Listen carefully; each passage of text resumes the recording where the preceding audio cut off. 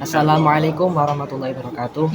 Alhamdulillah, alhamdulillah ilahil ma'bud, wassalatu wassalamu ala sirri ainil wujud, wa asli nuri kulli mawjud, sayyidina wa habibina wa syafi'ina Muhammadin Mahmud, wa ala alihi adada kulli syaqiyyin wa masyud amma ba'd.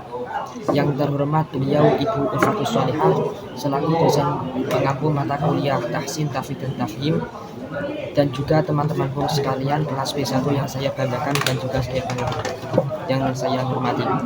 Di sini saya akan menjelaskan isi kandungan dan juga penjelasan terkait surat Asy-Syams yang merupakan tugas dari Ibu Ulfatus Sholihah. Surat Asy-Syams merupakan surat yang ke-91 dalam urutan surat di Al-Quran.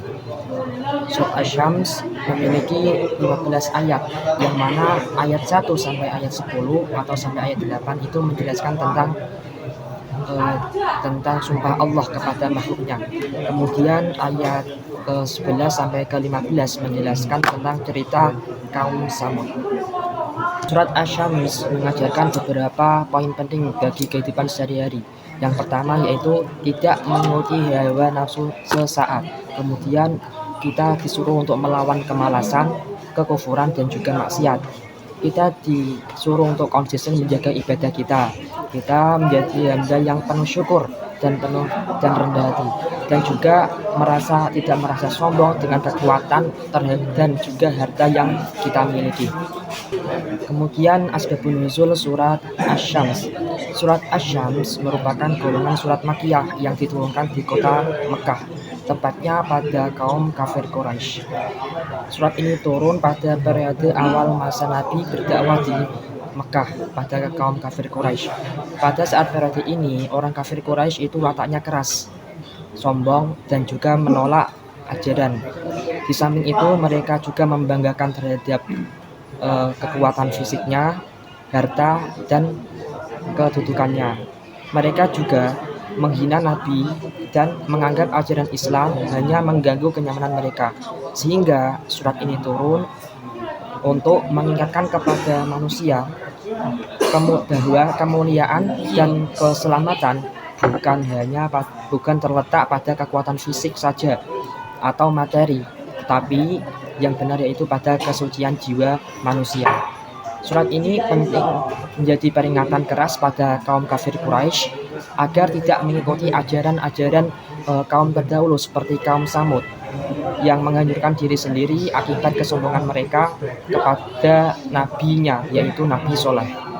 Terus kenapa Allah bersumpah sebanyak 10 kali? Setelah itu Allah menceritakan tentang kaum Samud. Di sini Allah bersumpah 10 kali atau sebanyak 8 kali, yaitu yang pertama wasyamsi wa duhaha, yaitu bersumpah kepada waktu duha atau wasyamsi, kepada matahari. Terus wal qamari idza talaha, Allah bersumpah kepada rembulan. Wan nahari idza jallaha, Allah bersumpah kepada siang. Wal laili idza yaghshaha, Allah juga bersumpah kepada malam. Was samaa'i wa ma banaha, Allah bersumpah kepada langit. Wal ardi wa ma ta'aha, Allah juga bersumpah kepada bumi.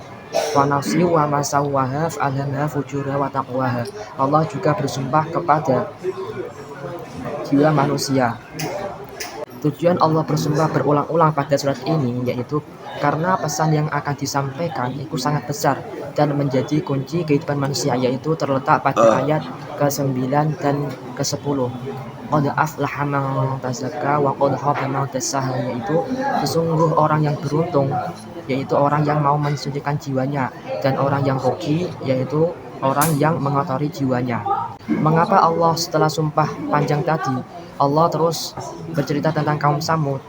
Di sini adalah gaya retorikanya Al-Quran atau keindahan cerita dalam Al-Quran yang sangat mendalam. Yang pertama, Allah menjelaskan berarti orang yang mau sukses yaitu orang yang mau mensucikan jiwanya, dan orang yang gagal yaitu mereka yang mengotori jiwanya. Kemudian Allah memberi contoh langsung yaitu pada kaum Samud pada era Nabi Sholeh. Kaum Samud merupakan contoh yang besar dan hancur karena jiwa mereka sendiri. Kaum Samud itu diberi kemajuan oleh Allah, baik teknologi dan arsitektur. Mereka mampu membuat rumah yang berada di pegunungan dan juga memiliki kekuatan fisik yang luar biasa. Di samping itu, mereka justru memiliki sifat yang pertama itu sombong, kemudian menolak ajaran Nabi Soleh, dan mereka mengikuti hawa nafsu, dan mereka juga sampai membunuh unta yang sebagai mukjizatnya Nabi Soleh. Itu menandakan jiwa mereka telah kotor dan mementingkan hawa nafsunya sendiri. Inti dari surat Asy-Syams ini, manusia disuruh untuk tazyiyun nafsi atau membersihkan jiwanya dari beberapa perkara yang mengotori hati, seperti sifat mementingkan harta benda pada dunia ini, dan juga kekuatan fisik yang dia banggakan. Artinya itu semua jangan kita lakukan supaya kita dapat ridho dari Allah dan kita mencapai kehidupan yang selamat dunia dan akhirat. Terima kasih. Wallahu muwaffiq ila aqwamit thoriq. Wassalamualaikum warahmatullahi wabarakatuh.